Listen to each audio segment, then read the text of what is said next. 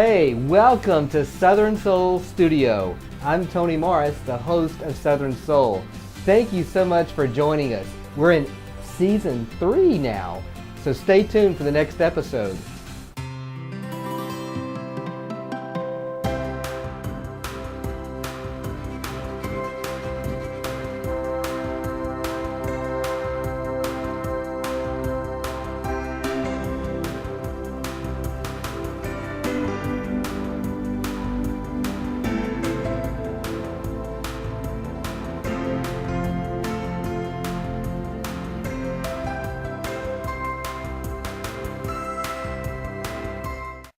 You may be wondering, why is the show called Southern Soul?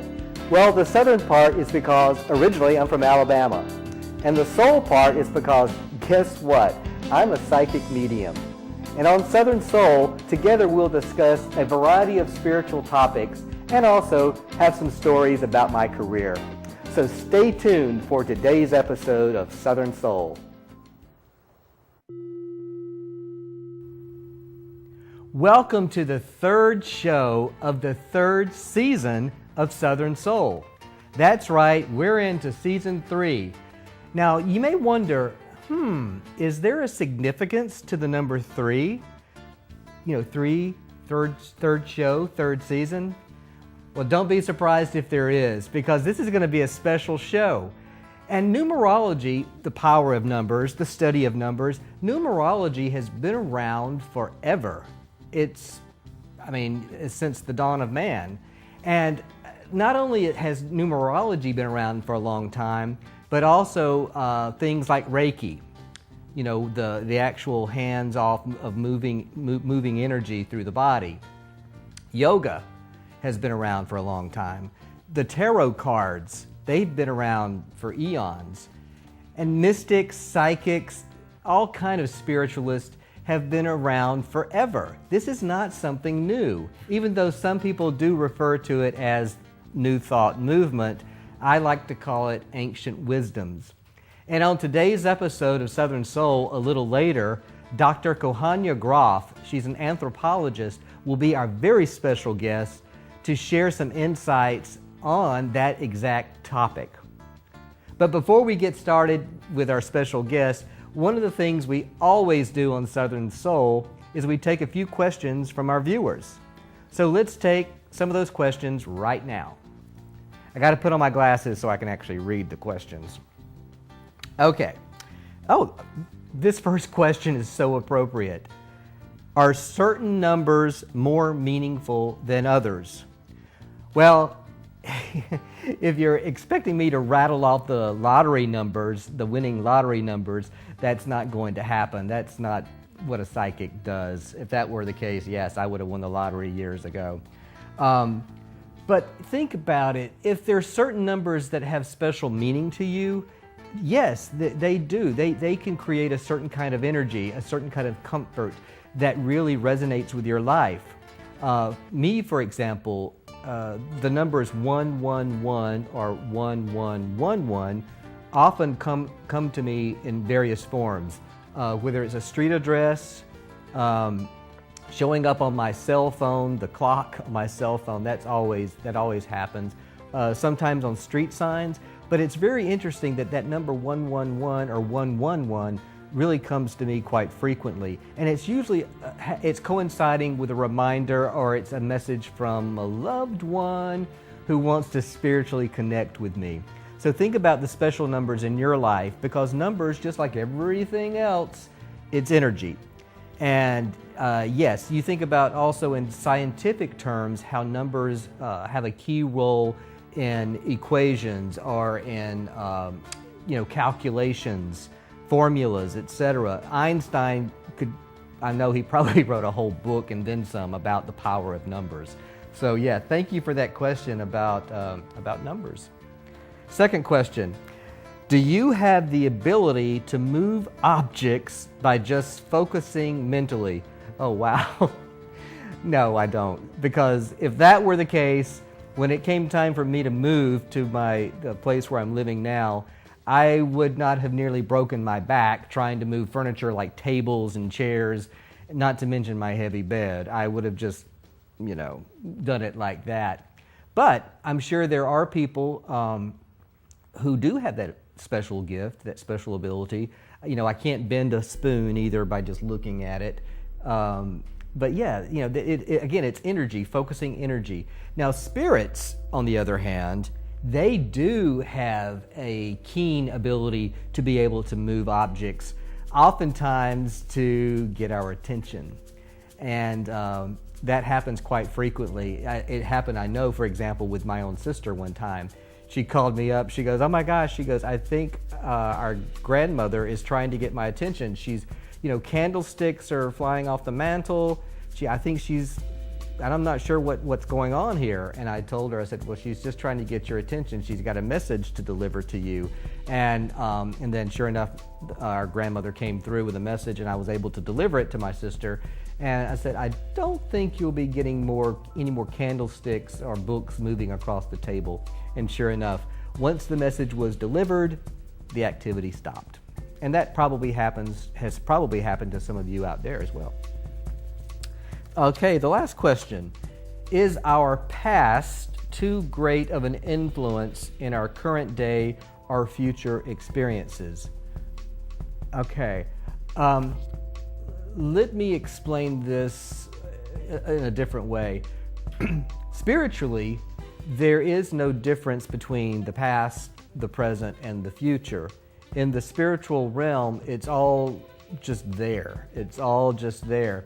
And so that's why, like, whenever I do a reading for someone, there could be something from a person's past that comes to light during the discussion that has an impact on their present day activity, not to mention how it could potentially influence their future. And for me to be able to pick up on different aspects, again, of the past, present, and the future during an intuitive psychic session just goes to show you that in the spiritual world, it's all there together. So don't, some people say, I've heard it said, you got to let go of the past, because if you harbor in the past, you're not going to be able to move forward. I tend to argue with that a little bit because, like I said, it's all there together, and it's what really makes us tick. The past, the present, the future. In my eyes, it's all just there under one big, pretty bow. Okay? So thank you for those questions. Now, I hope you're going to stay tuned for the next segment of Southern Soul, because we have a very special guest lined up for you, Dr. Kohania Groff. She's a noted anthropologist, and she's going to be here today to share with us some very insightful comments about how psychic and mystics and other spiritualists have been around forever. They've been a part of the evolution of man. So stay tuned.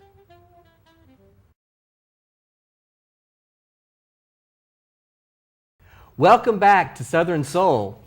On this segment of Southern Soul, we've got a very special guest, Dr. Kohania Groff. She's a noted anthropologist, and she's going to be here today to share some insights about past mystics, spiritualists, psychics, shamans, meaning the world of spirituality isn't just something that just cropped up on the planet. It's been a part of the evolution of man. So please welcome Dr. Kohania Groff. Thank you. Thank you for being here. Okay, now we have to disclose something. Okay. How we became associated. I actually, it was a couple years ago, right? I think it's been 2 years. Yeah. I actually donated a psychic consultation session to some local charity in Santa Barbara at one of their silent auctions, and this woman kept on trying to win you, and I kept on blocking her and raising up the donation, and then it was about 30 seconds left, and she kept on trying to get in there, and I just blocked her at 5 seconds. I just said, "Back off! I'm getting this reading." So, and you gave me an incredible reading where you nailed so many things about my past. That was very impressive. But then you had mentioned a lot of things about my future that were way off my radar, and I thought, this is just not going to happen. And so I left. I said, I don't care if nothing happens. I just loved your energy. I loved hanging out, and I kind of forgot about all the future stuff. And then all these things started happening. So I called you back up like, oh my God, this is happening. So yeah. Yeah. Well, don't thank me. Thank the universe because that's and your energy too, because the universe wants us all to be an active participant in what we want to manifest in our lives, right? So anyway, but we've had conversations about the New Thought movement, and we were talking one day, and it was like, wait a minute, this type of material, this type of experience has been around for a long time. Yes. And so this one here is going to help shed some light on the topic of just how long it has been around. Yeah. Okay, ready for some questions? Sure. Okay, we're going to start with the basic, okay? Because there may be some people out there in the viewing land who may not understand exactly what an anthropologist does. Yes. So in a nutshell, what do they do? So we're studying the many aspects of the human experience. Anything human, from our origins to our present, across space, across time. And we do this using a holistic approach. And what this means is that we take in all the dimensions of humanity: archaeological, biophysical, linguistics, cultural, economic, socio-political. And we learn all of these subfields basically when we're asking questions about humanity and when we're analyzing those questions as well. So we have 4 branches, subfields we would say, of anthropology. One is archaeology. Okay. So we are examining the past by recovering and analyzing material. Like relics? Yes, and physical fossils. remains. Human remains, artifacts, Okay. exactly. Biological anthropology is specializing in evolution, genetics, and health. We're looking at our primate connections as Right. well. Cultural anthropologists are studying human societies and their cultural elements. And then linguistics are looking at language and how they're formed, how they evolve, and how they interact with cultures as well. So as an anthropologist, we study all 4 of those so that we can get this holistic approach, and then we specialize in one of them. And so what I do, I'm a cultural anthropologist, even though I've studied all of these. But I use all of my studies from all of those when I'm also analyzing whatever issue it might be or culture. And when it comes to looking at spirituality in cultures, anthropologists have really been embracing this over the past century, more and more, especially of other cultures, especially in magic and in folklore, witchcraft, shamanism. Yeah. And part of that is because we're really starting to understand the value of traditional knowledge that's been passed down from generation to generation to generation, and how that integrates into the cultures, and in healing as well. Oh yeah, healing especially, yeah. Right. That just sounds so fascinating. And so this may answer your second question. What drew you to study anthropology? Well, this is actually a wild story because honestly, I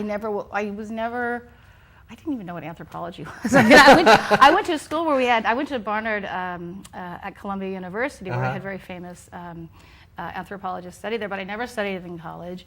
I had been traveling a lot, particularly in Europe, and I found myself in every temple, ruin, just museum, and I just kept on, not just going in there to take a picture and look, I'm here, I kept on wanting to delve in deeper, more, and I felt just being drawn into all these places. And this is a crazy story, and it would be like I'm kind of way out there, but I was in this place called Lanapool in the south of France, next to Cannes. Okay. And I kept on walking. It's this castle along the beach, and I was just drawn there. I kept walking there every day trying to get into this castle. And it was locked, and apparently it was being locked because Miramax was going to be doing a party there, so I couldn't get in. So, and I kept on meeting locals on the way back at this one little bar. And one day I meet a historian there. He says, I get you into the castle of Lanapool.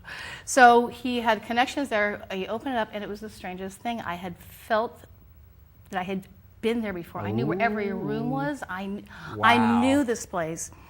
So I just didn't know what had come over me, but it was just a feeling of just having been there before. It was wild, and just things lit up I couldn't believe.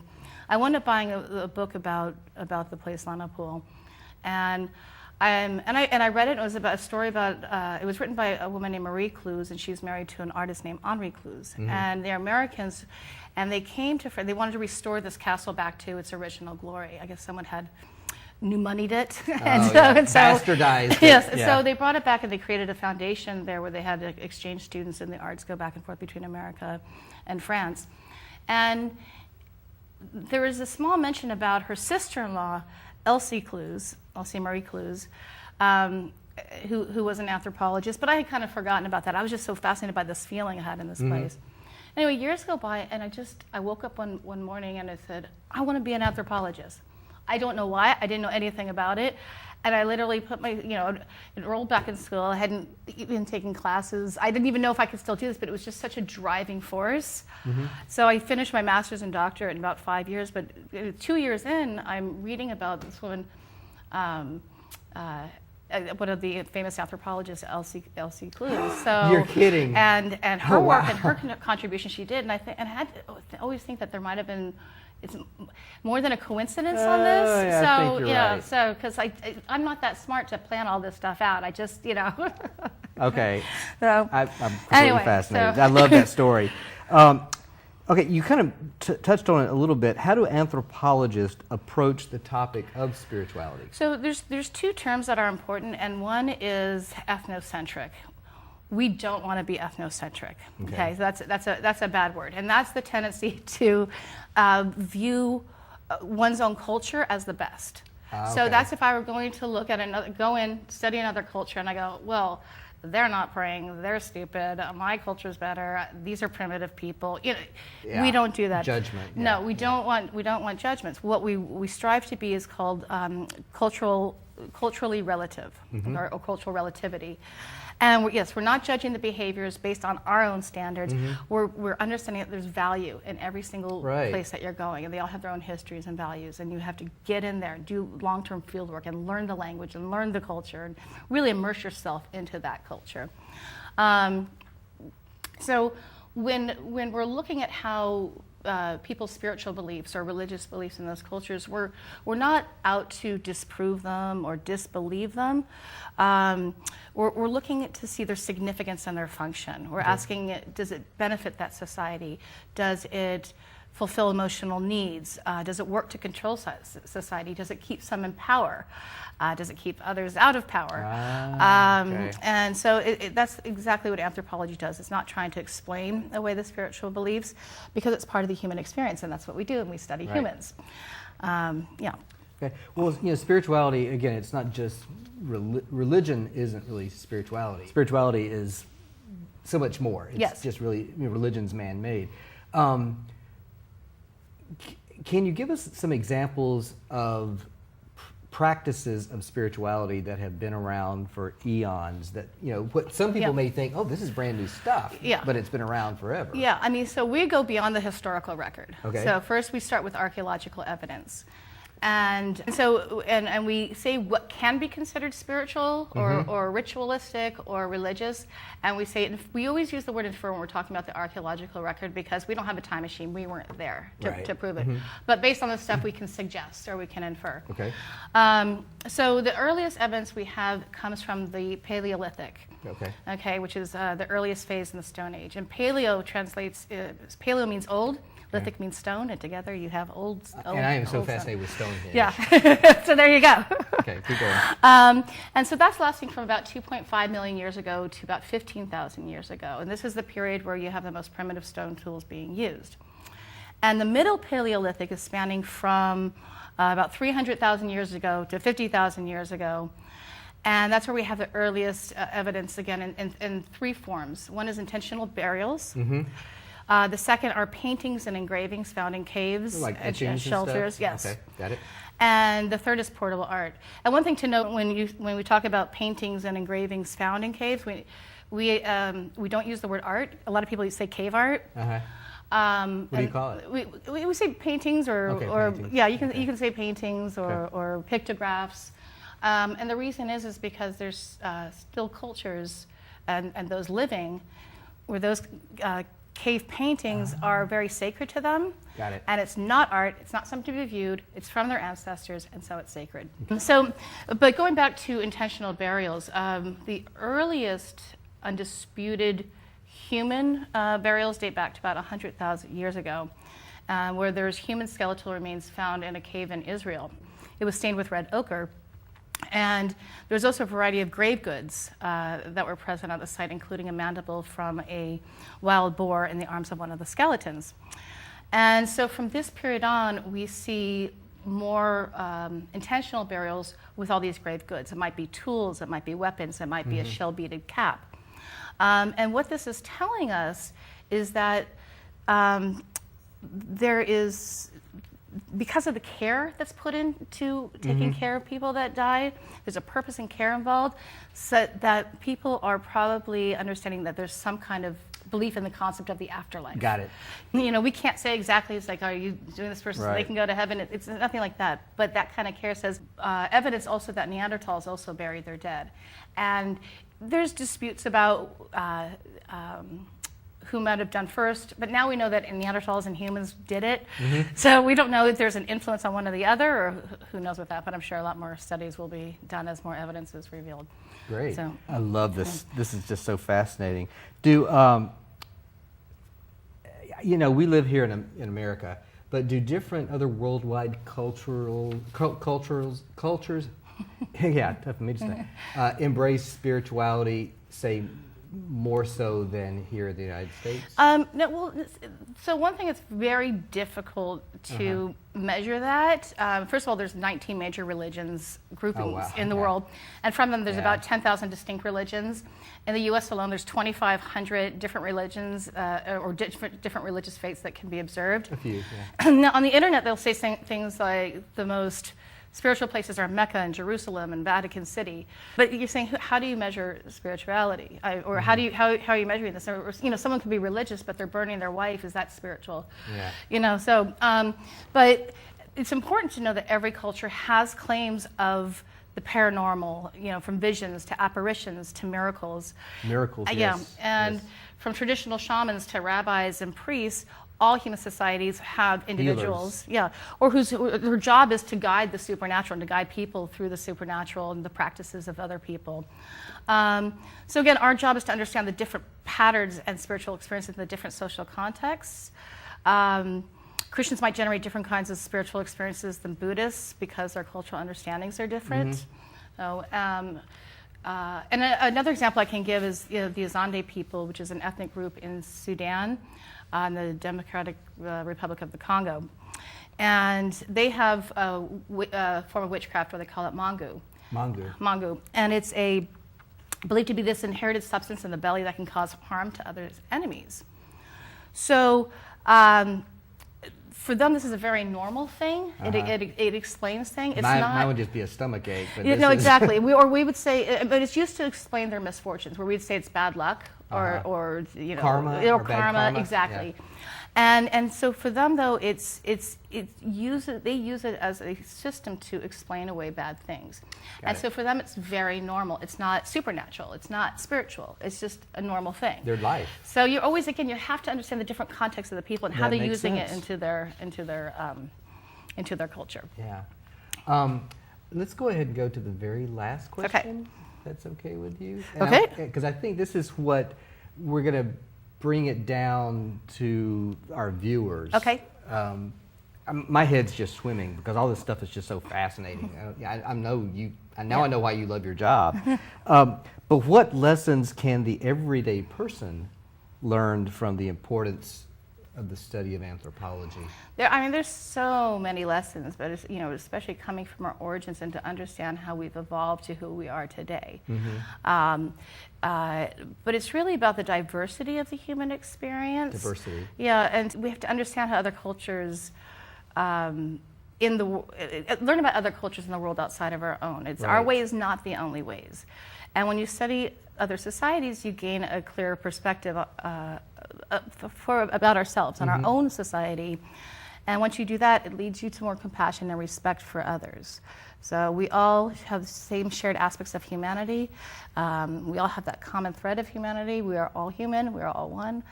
And so it's really that respect and compassion really comes out of it at the end. And I mean, that's beautiful. I mean, who would have thought that you could pull that from the study of anthropology, but the way you've broken it down, it makes complete logical sense. It really does. Yeah. Thank you. So, Well, I can't thank you enough Well, thank for you. being our special guest. It was wonderful on to be Southern here. Soul. I mean, seriously, I am just so like enthralled with what all she was talking about, because it makes me feel, I don't know, that I'm part of something that's connected to a deeper set of roots than my own.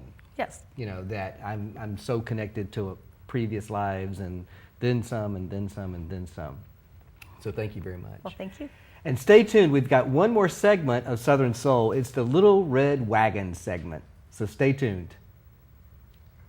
Thank you, Kohanya, for being our special guest on this episode of Southern Soul. Your insights on the historic data of shamans and mystics and other spiritualists really made this show extra special. Now, I'm in the control room of Southern Soul. This is where all the magic happens, all the whizzes and the bangs and the shebangs. Anything magical takes place in this room. But I'm not going to touch any of these buttons or any of these levers, because if I do, there's probably the slight chance that the lights will go off, and simultaneously I could possibly electrocute a man on death row in Texas. So I'm not going to be touching any of these controls. But I tell you what, we are all in control of our life. That's right.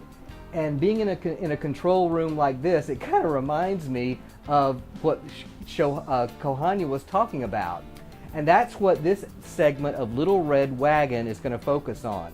We're going to talk about the three things, three experiences in your life, in your past life, this that's currently going on.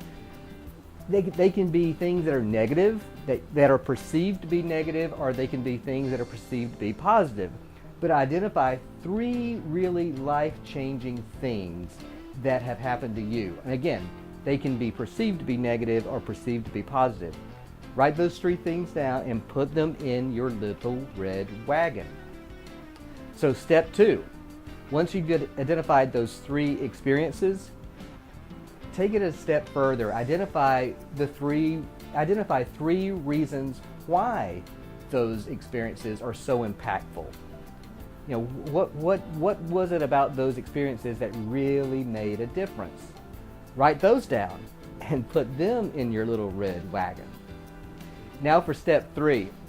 Once you've written down the three experiences and the three reasons why they really made such an impact, identify three ways that you can take those experiences and those lessons learned and infiltrate them into your daily routine. How can you take what you've learned and really put it to use? That's simple. So 3 experiences, again, they can be perceived to be negative, like, oh, something horrible happened. At the time you thought it was horrible. Or something positive, like, oh my God, I won an award, or whatever it was. 3 lessons that you learn from those experiences, and then finally 3 ways that you take those lessons that you've learned, what you've learned from those lessons, and how you put them into your daily life. That's your homework. Thank you so much for joining us on this episode of Southern Soul. And until next time, keep rolling. We are rolling.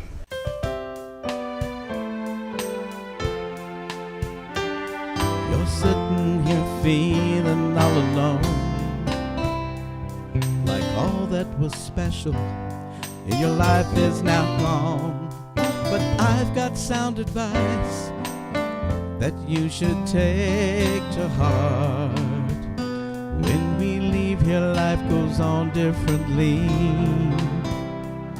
and the ones we love are still here even when we can't see. So listen with your being, and you'll find the place to start, to feel some southern comfort in your soul. A new way of listening to the things that we know, that our friends and loved ones tell us life just begins again. So take some comfort in your soul, my friend.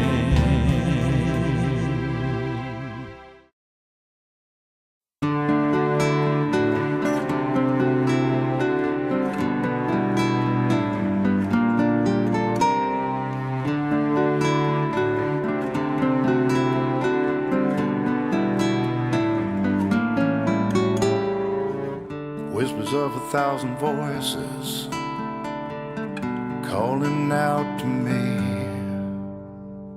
I'm having trouble deciding if it's real or fantasy.